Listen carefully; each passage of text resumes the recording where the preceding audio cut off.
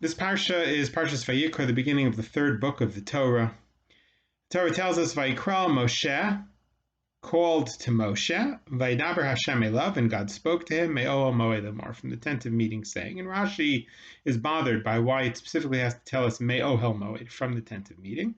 Rashi says it comes to teach us that the voice of God was ended at the walls of the tent of meeting. You could only hear it by Moshe in the tent of meeting.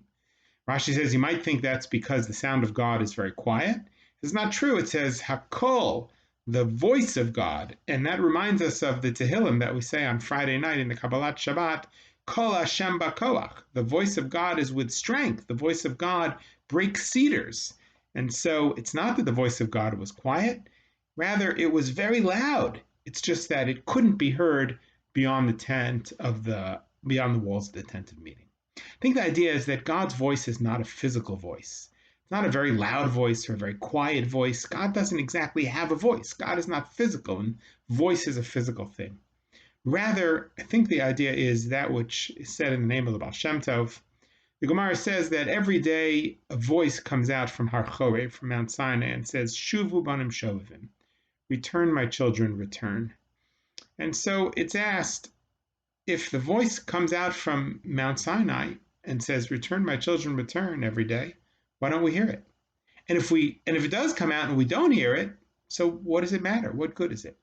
The answer, of course, is that we hear it if we tune in. It's not that God's voice is a physical voice. It's that hearing the voice of God, God doesn't change, we change. If we are able to tune in and to hear God's voice, we will hear it. If we can't tune in and hear God's voice, then we won't. It doesn't matter how, quote, loud the voice is. The Jewish people had just worshipped the golden calf. And so it's understandable that only Moshe was tuned in and could hear the voice of God, and that the Jewish people could not. This, I think, is part of what we think about during the month of Nisan. Talmud says the month of Nisan is the month of redemption. Just like the Jewish people were redeemed out of Egypt in the month of Nisan, so too will the ultimate redemption be during the month of Nisan. But redemption is dependent upon us. It's not just going to miraculously happen where God comes down and redeems us. It is like hearing the voice. We must tune in. We must make the redemption happen. We must bring about a world of peace and a world that is redemptive. We can do it by strengthening ourselves, strengthening the world, strengthening the land of Israel, making that a place that is a Jewish land, but also a land of peace. And if we can do those, that is like tuning in to hear the voice of God. We make things happen because God does not change.